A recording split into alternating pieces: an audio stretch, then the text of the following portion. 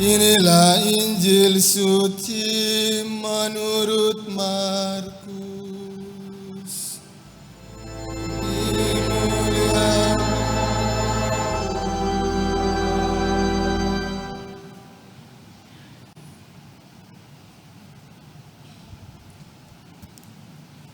Pada awal karyanya, Yesus beserta murid-muridnya tiba di Kapernaum. Setelah hari Sabat mulai, Yesus segera masuk ke dalam rumah ibadat dan mengajar.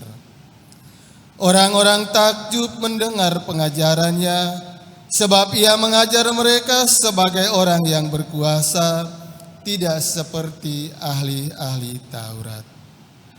Pada waktu itu di dalam rumah ibadat mereka, ada seorang yang kerasukan roh jahat. Orang itu berteriak, "Apa urusanmu dengan kami, hai Yesus orang Nazaret? Apakah engkau datang untuk membinasakan kami?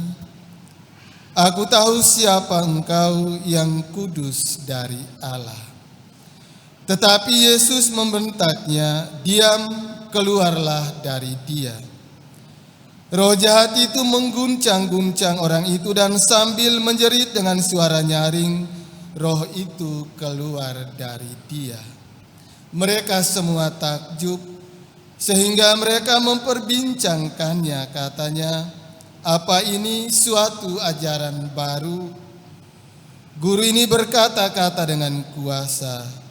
Roh-roh jahat pun ia perintah dan mereka taat kepadanya." Lalu tersebarlah dengan cepat kabar tentang Yesus ke segala penjuru di seluruh daerah Galilea. Demikianlah sabda Tuhan.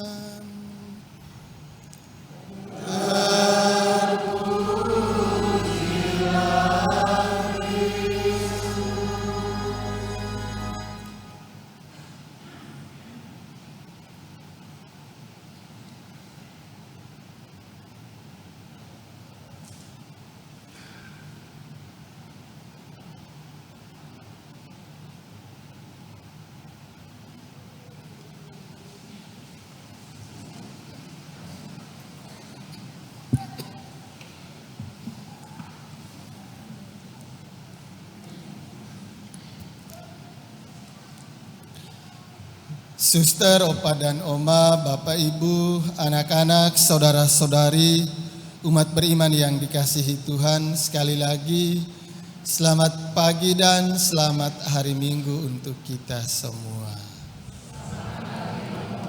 Semua sehat? Masih semangat? Puji Tuhan. Ada umat bilang, "Romo, kok tahu ya umat Babakan yang ada yang tidak misa di gereja?" Saya bilang, "Iya, saya hafal. Karena umat Babakan tempat duduknya tidak berubah-ubah. Jadi itu saya cepat hafal. Yang mulai dari pintu masuk sampai di depan siapa. Itu memberi saya kemudahan untuk hafal yang misa di luar paroki atau yang misa di Eko Beach dan lain sebagainya." Intermezzo. Pertanyaan pertama. Pada bacaan Injil hari Minggu kemarin ada 4 murid yang dipanggil Yesus. Pertama, 2 orang bersaudara. Siapakah mereka? Hai. Siapakah mereka? Yang pertama, setelah Yesus panggil, Yesus bilang, "Mari ikutlah aku, kamu akan kujadikan penjala manusia."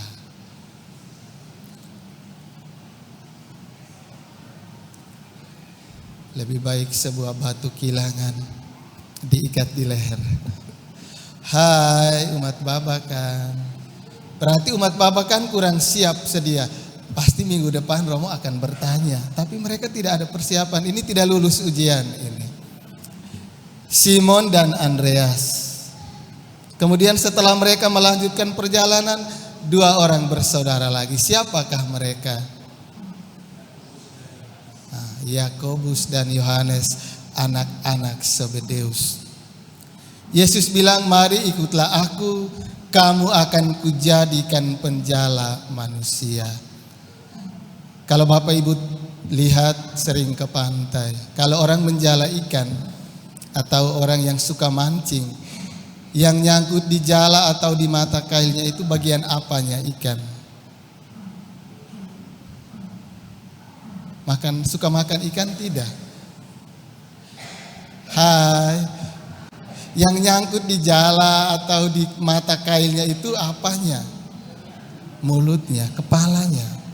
Yesus bilang, mari kamu akan kujadikan penjala manusia. Untuk menangkap manusia menjadi pengikut Kristus, tangkap dulu di kepalanya.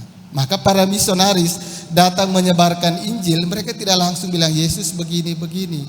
Mereka mendidik dulu, membuka sekolah, membuka klinik, mengajarkan orang keterampilan dan lain sebagainya.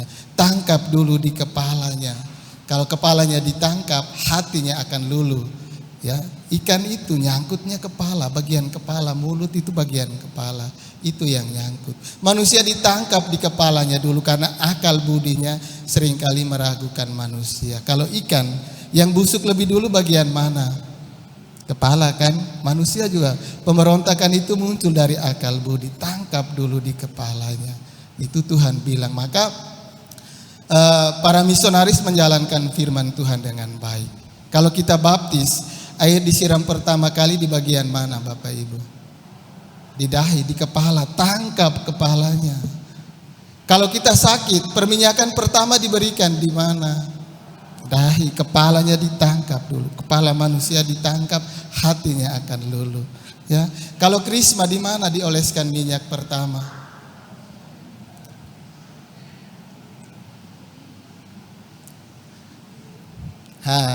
Sudah krisma belum ini?